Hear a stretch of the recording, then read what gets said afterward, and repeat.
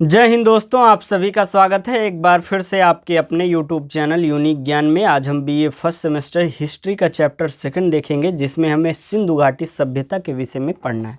इसके पहले हमने आपको प्राचीन इतिहास जो हमारा है, प्राचीन इतिहास में हमारी जो संस्कृति है उसके स्रोत को हमने पढ़ लिया है कि अर्थात किन किन चीज़ों से, किन किन वस्तुओं के द्वारा जो है प्राचीन संस्कृति के बारे में हमें पता चला है। अगर आपने नहीं देखा हो या फिर आपको सिलेबस डिस्कशन का वीडियो नहीं देखा हो, सिलेबस आपको ना पता हो कि क्या क्या चीज़ें पढ़नी है, तो आप जो है चैनल पर विजिट कीजिए। आपको प्लेलिस्ट मिल जाएगी BA first semester history classes 2025 के नाम से आपको ये क्लास मिल जाएगी प्लेलिस्ट। वहाँ पर आपको सबसे पहले आपको सिलेबस देखने को मिलेगा, फिर चैप्टर वाइज क्लासेस जो कराई जा रही हैं वह मिलेंगी, और चैप्टर ख़त्म होने के बाद आपको प्रीवियस ईयर क्वेश्चन के नोट जो है कराए जाएंगे, विद सॉल्यूशन आपको वीडियो प्रोवाइड कराए जाएंगे। तो चैनल पर बने रहें। अगर आप चैनल पर नए हैं, चैनल पर नए ही होंगे क्योंकि अभी ये फर्स्ट सेमेस्टर है, अभी आप एडमिशन लिए होंगे, आप खोज कर रहे होंगे कि अच्छे से कहाँ से हमें पढ़ने को मिल जाए, तो आप बेहतरीन चैनल पर पहुँच चुके हैं। आपको अच्छे से हर एक क्लास दी जाएगी। आप हिस्ट्री के अतिरिक्त कौन सा सब्जेक्ट लिए हैं वह भी हमें कमेंट करके बता दीजिए, आपको उसकी भी क्लासेस प्रोवाइड कराई जाएंगी। चैप्टर वाइज नोट्स आपको दिए जाएंगे, अच्छे से आपको तैयारी कराई जाएगी। तो चैप्टर सेकंड में हमें क्या पढ़ना है, सिंधु घाटी सभ्यता के विषय में। हमने आपको पहले ही बताया कि जैसे भी कोई भी डाउट हो किसी भी लेक्चर में, आप कमेंट करके हमें तुरंत बता सकते हैं, तुरंत आपको रिप्लाई करके जवाब दिया जाएगा। या फिर हमारे टेलीग्राम चैनल जो है, ये देखिए आपके नोट्स हैं, इसको भी हम फर्स्ट चैप्टर अच्छे से देखते हैं, आपको हम दिखा देते हैं। टेलीग्राम ये चैनल हमारा है, डिस्क्रिप्शन बॉक्स में इसका लिंक आपको मिल जाएगा, वहाँ से आप ज्वाइन कर सकते हैं। या फिर आप टेलीग्राम पर यूनिक ज्ञान सर्च करेंगे, आपको यह चैनल देखने को मिल जाएगा, जहाँ आपको विभिन्न यूनिवर्सिटीज़ से रिलेटेड जो भी नोटिफिकेशंस आते हैं कि कब एग्ज़ाम होंगे, कब टाइम टेबल आता है, आते ही भेज दिया जाता है, रिजल्ट कब आते हैं, हर एक चीज़ की जानकारी इस चैनल पर आपको दे दी जाती है। तो चैनल पर अगर आप जुड़ना चाहें इन्फॉर्मेशंस के लिए तो आप जुड़ सकते हैं। डिस्कशन ग्रुप हाल ही में बनाया गया है आपके लिए, जिससे आपको महत्वपूर्ण होगा कि आप जो विभिन्न इसमें मेंबर्स हैं, बच्चे जो हैं विभिन्न अलग अलग यूनिवर्सिटीज़ के, अलग अलग कॉलेज के हैं, तो जुड़ जाएंगे। आप आपस में डिस्कस कर सकते हैं या कोई डाउट हो सीधे हमसे पूछ सकते हैं। कुछ बच्चों ने कमेंट किया था, सर व्हाट्सएप पर बना दीजिए, टेलीग्राम हम नहीं चलाते, तो ये आपका व्हाट्सएप चैनल भी बना दिया गया है, जो कि आपको डिस्क्रिप्शन बॉक्स में लिंक देखने को मिल जाएगा, वहाँ से आप ज्वाइन कर सकते हैं। तो चलिए देखते हैं हम सिंधु घाटी सभ्यता के विषय में। सबसे पहले हम आपको बता दें, इतिहास हमारा जो है, इतिहास को तीन भाग में, तीन काल में जो है विभाजित किया गया है। कौन कौन सा? प्रागैतिहासिक काल, आद्य ऐतिहासिक काल और ऐतिहासिक काल, प्री हिस्टोरिक, प्रोटो हिस्टोरिक और हिस्टोरिक पीरियड। ये तीन पीरियड हमारे हिस्ट्री में डिवाइड किए गए हैं। प्रागैतिहासिक काल उसे कहते हैं जहाँ पर हमें जो है कोई भी लिखित साक्ष्य नहीं मिले हैं, वह हमारा प्रागैतिहासिक काल है, जिसमें हमारा पूरा पाषाण काल आता है, मध्य पाषाण काल, नवपाषाण काल, ताम्र पाषाण काल, ये सभी चीज़ें आती हैं। आद्य ऐतिहासिक काल में हमें सिंधु सभ्यता के विषय में पढ़ना है, कांसा और हड़प्पा काल के विषय में हमें पढ़ना है। आद्य ऐतिहासिक काल वह काल है जहाँ पर हमें लिखित स्रोत तो मिले हैं, पर हम उसे पढ़ नहीं सके हैं। इसी में हम जो है वैदिक काल को भी पढ़ते हैं। ऐतिहासिक काल हमारा वह है प्राचीन काल, मध्यकाल, आधुनिक काल, नेहरू काल, और ये विश्व का इतिहास हमारा ऐतिहासिक काल में आ जाता है। तो हमारे सिलेबस में क्या लगा है, सिंधु घाटी सभ्यता हमें पढ़नी है, जो कि आद्य ऐतिहासिक काल में है। तो चलिए देखते हैं सिंधु घाटी सभ्यता आखिर इंडस वैली सिविलाइजेशन है क्या। सबसे पहले आप बताइए कमेंट करके हमें कि सिंधु घाटी सभ्यता जो है, तो उसका सिंधु घाटी नाम क्यों पड़ा, सिंधु घाटी यह जो सभ्यता है इसका नाम क्यों सिंधु से पड़ा हुआ है। ये बहुत ही एक प्रकार से नॉर्मल क्वेश्चन है, आप बेहतरीन तरीके से इसका जवाब दे सकते हैं। तो चलिए हम आगे समझाते हैं सिंधु घाटी सभ्यता के विषय में। सामाजिक रूप से रहने वाले व्यक्तियों को एक प्रकार से सभ्यता कहा जाता है। जैसे कि ऐसे बहुत से लोग इधर उधर पड़े रहें तो उससे सभ्यता नहीं कहा जाता है। सभ्यता का उसे ही हम लोग नाम देते हैं जहाँ पर सामाजिक रूप से रहने वाले व्यक्ति होते हैं। यह सभ्यता जो है सिंधु नदी के तट पर मिली थी, इसलिए इसे सिंधु सभ्यता कहते हैं। इसका तो जवाब हमने दे ही दिया, फिर भी आप कमेंट करके बताइए अगर आपको कोई और अन्य कारण पता हो। सिंधु घाटी सभ्यता का नाम सिंधु घाटी सभ्यता इसलिए पड़ा क्योंकि यह जो है सिंधु नदी के तट पर मिली थी। इसका विकास जो है 250 ईसा पूर्व से 1750 ईसा पूर्व तक हुआ है। सिंधु सभ्यता का आकार जो है त्रिभुजाकार है। अभी आप देखेंगे, आपको जब बताएंगे हम मैप में कि पूर्वी हमें कहाँ पर मिला हुआ है, पूर्वी हमारा क्षेत्र सिंधु घाटी सभ्यता का, पश्चिमी, उत्तरी, दक्षिणी मिला है, उसको जब हम मिलाएंगे तो एक त्रिभुजाकार बन जाएगी। तो इस प्रकार से हम जान सकते हैं सिंधु घाटी सभ्यता का आकार कैसा है, त्रिभुजाकार है। इसका क्षेत्रफल जो है वह 13 लाख वर्ग किलोमीटर है। इसका क्षेत्र पूरा कितना है, 13 लाख वर्ग किलोमीटर है। अगर आपसे कोई पूछे, सिंधु घाटी सभ्यता में कुल 350 स्थल मिले हुए हैं, जिसमें 200 स्थल केवल गुजरात में मिले हुए हैं। कितने स्थल मिले हैं, लगभग के 350 स्थल हमारे मिले हुए हैं, जो कि अब भी इस समय में भी मिलते, हमें नए नए स्थल मिलते जा रहे हैं। तो कुल मिलाकर 350 मिले हैं, जिसमें से 200 स्थल हमें सीधे सीधे गुजरात से देखने को मिले हैं। सिंधु सभ्यता विश्व की पहली नगरीय सभ्यता थी, जबकि विश्व की पहली सभ्यता जो है वह मेसोपोटामिया की सभ्यता थी, जो कि ग्रामीण थी। अगर आपसे पूछे कोई कि पहली नगरीय सभ्यता कौन सी हमें मिली थी, तो वह सिंधु घाटी सभ्यता थी, सिंधु सभ्यता थी। अगर विश्व की पहली सभ्यता पूछी जाए तो मेसोपोटामिया की सभ्यता थी, जो कि एक ग्रामीण सभ्यता थी। सिंधु सभ्यता की जानकारी सबसे पहले किसने दी थी, चार्ल्स मैसन ने 1826 में दी थी। सिंधु सभ्यता का सर्वेक्षण किसने कराया था, जेम्स कनिंघम ने 1853 में कराया था। लॉर्ड कर्जन ने 1904 ईस्वी में पुरातत्व विभाग की स्थापना की है, जिसके महानिर्देशक सर जॉन मार्शल थे। सिंधु सभ्यता की पहली खुदाई किसने की थी, दयाराम साहनी ने की थी। इसकी जानकारी के लिए पहली खुदाई जो है हड़प्पा में हुई थी, इसलिए इसे हड़प्पा सभ्यता भी कहते हैं। सिंधु सभ्यता का नामकरण किसने किया था, जॉन मार्शल ने किया था। और इस सभ्यता को कांस्य युगीन सभ्यता भी कहते हैं, क्योंकि इसी समय कांसे की खोज हुई थी। इस प्रकार से हमने उसका परिचय पढ़ लिया कि सिंधु घाटी सभ्यता का नाम क्यों पड़ा, कौन सा स्थल सबसे पहले मिला, उसका नामकरण किसने किया, कैसे, किसने सबसे पहले जानकारी ली, किसने सबसे पहली खुदाई की, सबसे पहली खुदाई कहाँ की गई, हड़प्पा में की गई, इसलिए इसका नाम जो है हड़प्पा सभ्यता भी पड़ गया। आगे हम देखेंगे सिंधु सभ्यता हमारी जो है उसकी सीमाएं क्या हैं। अगर हम पूरब में देखें, पूरब में हमारा आलमगीरपुर जो कि यूपी में हिंडन नदी के किनारे बसा हुआ है। उत्तर में हमारा मांडा है जो कि चिनाब में है, जम्मू कश्मीर में चिनाब नदी के किनारे जो है हमारा मांडा है। पश्चिम में हमारा सुतकांगडोर है जो कि दास्क नदी के किनारे है। दक्षिण में दैमाबाद है जो कि प्रवरा नदी के किनारे है। तो ये आपका जो है सीमाएं हो गई। सबसे पूर्वी क्षेत्र आपको कौन सा देखने को मिला, आलमगीरपुर। पश्चिमी कौन सा मिला, सुतकांगडोर। उत्तर में मांडा, दक्षिण में दैमाबाद। तो इसको आप याद रखेंगे, मोस्ट इम्पॉर्टेंट आपके लिए हो जाता है। ये जो है आपके अगर कोई तैयारी कर रहे हैं तो उसमें भी आपके लिए बहुत ही बेनिफिशियल ये नोट्स रहेंगे जो हम आपको प्रोवाइड करा रहे हैं।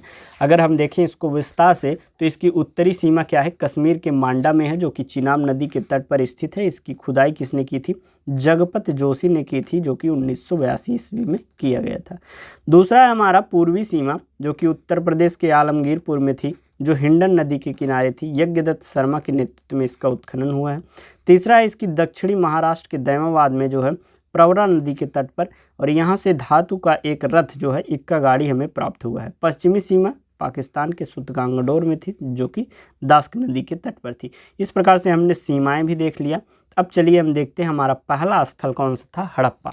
हड़प्पा जो है उसकी खोज कब हुआ, 1921 में। इसकी खुदाई किसने की, दयाराम साहनी ने की। यह रावी नदी के तट पर पाकिस्तान के माउंट गोमरी जिला में स्थित है। हड़प्पा कहाँ स्थित है, पाकिस्तान के माउंट गोमरी जिला में स्थित है। किसने इसकी खुदाई की, दयाराम साहनी ने। कब की, 1921 में। और यह किस नदी के किनारे है, रावी नदी के तट पर है। पिग्गट ने हड़प्पा और मोहनजोदड़ो को एक विस्तृत साम्राज्य की जुड़वा राजधानी कहा हुआ है।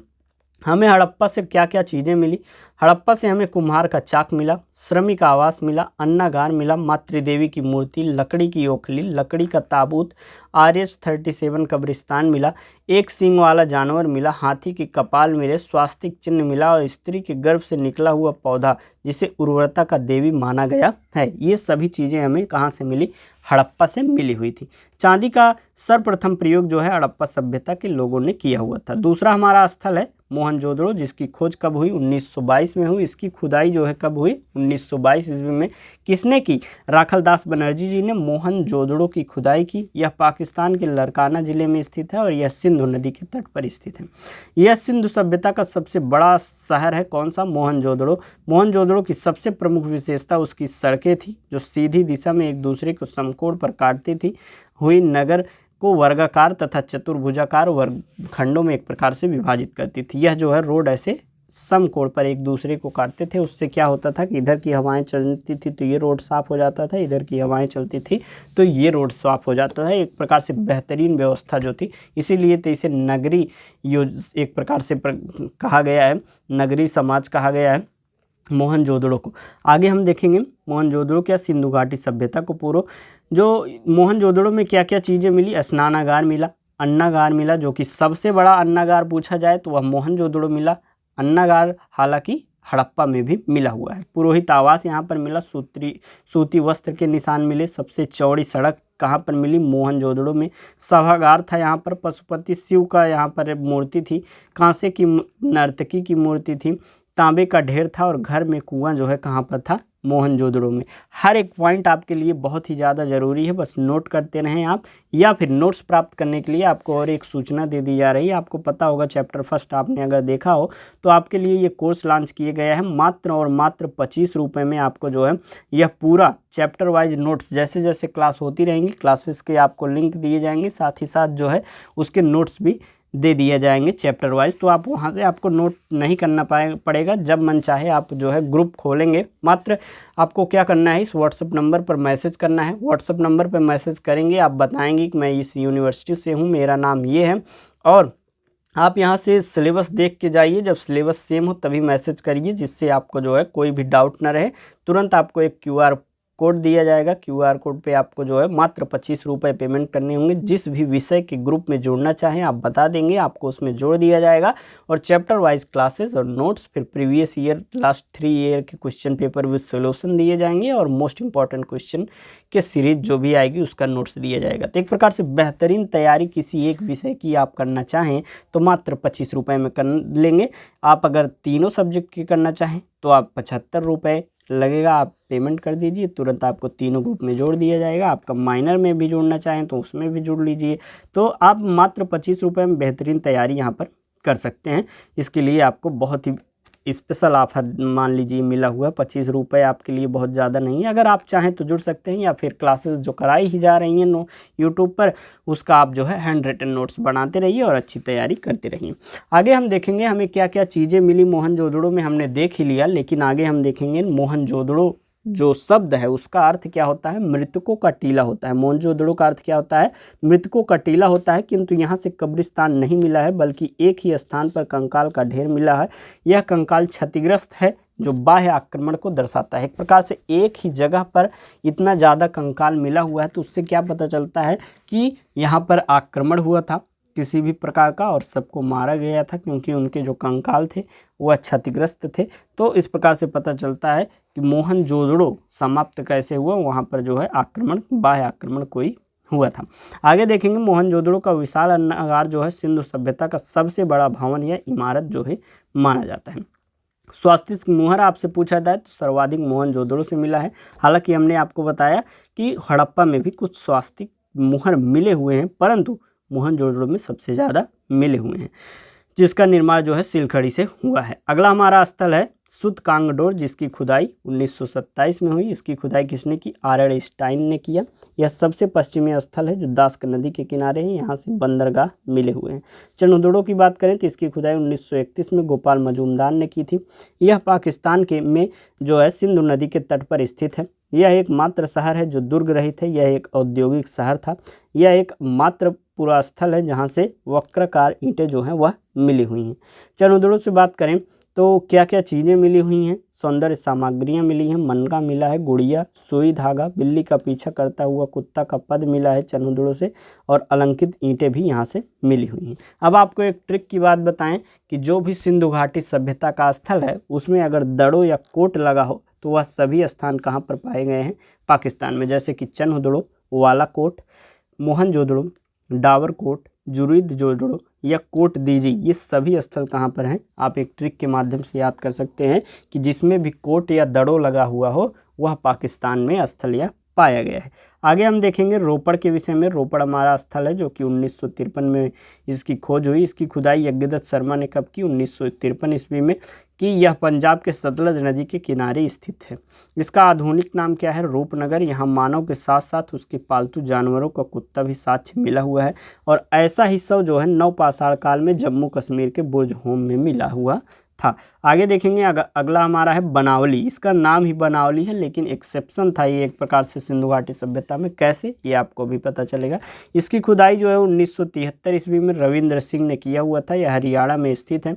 इसके समीप जो है रंगोई नदी है। यहाँ जल निकासी की व्यवस्था नहीं थी, जिस कारण यहाँ नाली न मिलकर घरों में क्या मिला हुआ है, सोख्ता व्यवस्था मिला हुआ है।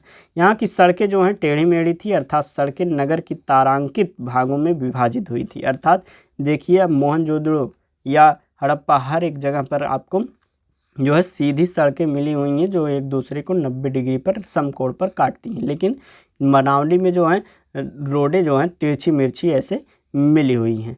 आगे हम देखेंगे कुणाल हमारा अगला स्थल है। यह हरियाणा के फतेहाबाद जिला में स्थित है। यहाँ से चांदी के 2 मुकुट जो है वह मिले हुए हैं। कालीबंगा स्थल है। इसका अर्थ क्या होता है, काली मिट्टी का चूड़ी। कालीबंगा का क्या अर्थ है, काली मिट्टी की चूड़ी। यहाँ से अलंकृत ईंट मिली है, चूड़ी मिली है, जोता हुआ खेत मिला हुआ है, हल एवं हवन कुंड मिले हुए हैं। यह राजस्थान में सरस्वती नदी के किनारे हनुमानगढ़ जिले में यह स्थित है। इसकी खोज जो है किसने की, अलमानंद घोष द्वारा की गई है। कालीबंगा के लोग एक साथ 2 फसल उगाते हैं। वहाँ पे एक ही खेत में चना और सरसों उपजाने का एक प्रकार से विवरण मिला हुआ है। इसकी खुदाई किसने की थी, बीके थापड़ और बीबी लाल ने की थी। अर्थात यह जो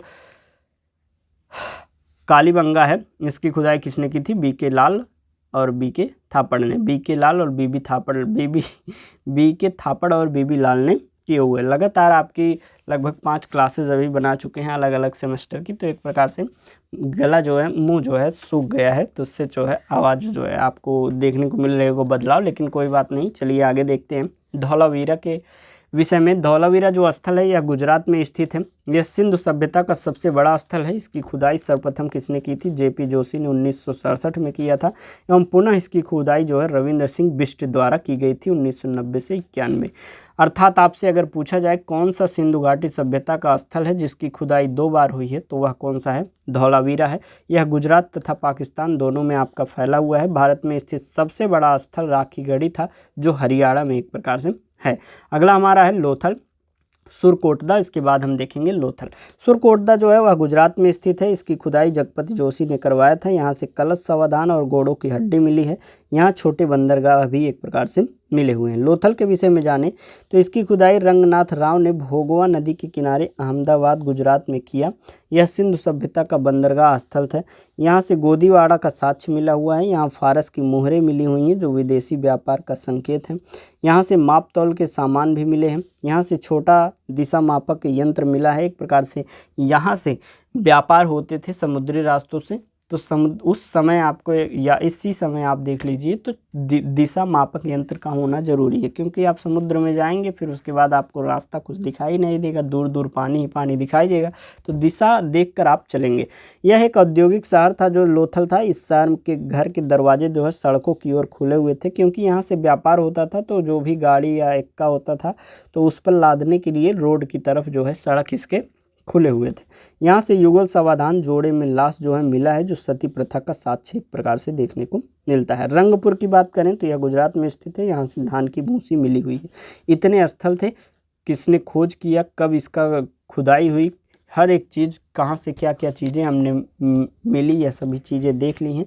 अगर आपको कोई भी डाउट हो कमेंट करके आप पूछ सकते हैं, या फिर आप टेलीग्राम चैनल के डिस्कशन ग्रुप में अन्य विषय के आप पूछ सकते हैं। इस लेक्चर के आप इसी कमेंट में पूछ लिया करिए, या फिर वीडियो अच्छी लगी तो कमेंट में अवश्य बताया करिए कितना आपको समझ में आया है, कौन सा पॉइंट आपको नहीं समझ में आया है, या फिर अन्य किसी विषय का आपको क्लास चाहिए तो वह भी कमेंट में बता सकते हैं। कमेंट एक अवश्य करिए करिए और वीडियो को लाइक किया करिए। सिंधु सभ्यता की विशेषता की बात करें तो सबसे पहली विशेषता और मुख्य विशेषता क्या है, सिंधु सभ्यता एक नगरी या शहरी सभ्यता थी।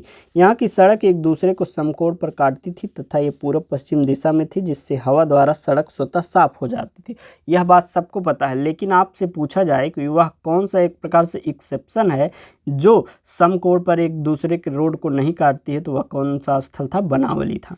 आगे हम देखेंगे नगर नियोजन तथा जल विकास इसकी सबसे बड़ी व्यवस्था थी। इसकी नालियाँ ढकी हुई थी तथा सड़क सीधी थी। उस समय सोचिए, सीधी सड़क थी और नालियाँ जो होती थी इनकी ढकी हुई होती थी। आज के समय में भी आपको विभिन्न स्थानों पर नालियाँ खुली हुई मिल जाएंगी, गंदी मिल जाएंगी, विभिन्न उसमें कूड़े कबाड़े फेंके हुए मिल जाएंगे। तो नगरीय सभ्यता कौन सी थी? हमारी सिंधु सभ्यता। अर्थव्यवस्था का मुख्य आधार कृषि था। इसका व्यापार अंतर्राष्ट्रीय विदेशों से होता था। इनकी भाषा जो है भाव चित्रात्मक थी। इनकी समाज मातृ सत्तात्मक थी। इनकी लिपि जो है दाएं से बाएं ओर लिखी जाती थी। दाएं से बाएं अर्थात जैसे उर्दू लिखी जाती है इधर से इधर, ऐसे ऐसे इनकी लिपि जो है वह लिखी जाती थी। हड़प्पा लिपि के प्रमाण से सबसे ज़्यादा चित्र जो है यू आकार तथा मछली का चित्र देखने को मिला है। इनके मुहरों पर सर्वाधिक एक सींग वाला जानवर का चित्र देखा गया है। इनके मुहरों पर गाय तथा सिंह का चित्र नहीं मिला है। हड़प्पा सभ्यता के मुहरों से सेलखरी का प्रयोग मुख्य रूप से किया गया है। सिंधु घाटी सभ्यता के लोग जो हैं लोहे से परिचित नहीं थे। इसके अन्य धातु जैसे कि सोना, चांदी, तांबा, टीन, कांसा इत्यादि से यह सभी परिचित थे। यहाँ माप तौल के लिए न्यूनतम बाट जो है 16 kg का था, जो दशमलव प्रणाली के सूचक थे। सिंधु सभ्यता के लोग जो है युद्ध या तलवार से परिचित नहीं थे। सिंधु सभ्यता में मिट्टी के बर्तनों में लाल रंग का उपयोग किया जाता था। सिंधुवासी विश्व में कपास के प्रथम उत्पादक थे। सिंधु घाटी सभ्यता के लोग जो है कृषि करते थे, पशुपालन भी करते थे, परंतु उनका मुख्य व्यवसाय क्या था? व्यापार था। यहाँ के लोग जो है मनोरंजन के लिए क्या यूज करते थे? चौपर और पासा खेलते थे। अगर आपसे पूछा जाए सिंधु घाटी सभ्यता के लोगों के सबसे प्रिय देवता कौन थे? शिव थे। इनकी पसंदीदा वृक्ष जो था पीपल था।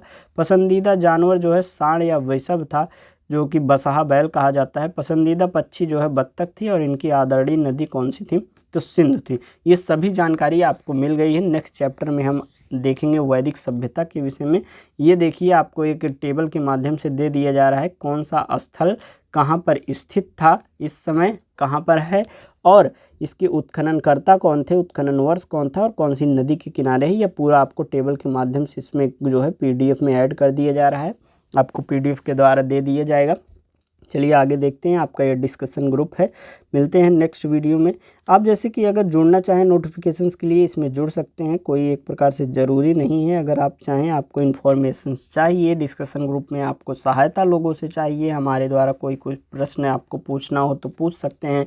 व्हाट्सएप चैनल बना दिया गया है, इस पर भी नोटिफिकेशन सेंड कर दिए जाते हैं। और ये मात्र 25 रुपये में। इस नंबर पर व्हाट्सएप मैसेज कीजिए, अपना सब्जेक्ट बताइए, अपना कोर्स टाइटल बताइए, ग्रुप में ऐड कर दिया जाएगा 25 रुपये पे करने के पश्चात। अच्छे से तैयारी करते रहिए, कोई भी डाउट हो पूछते रहिए। मिलते हैं नेक्स्ट वीडियो में। धन्यवाद।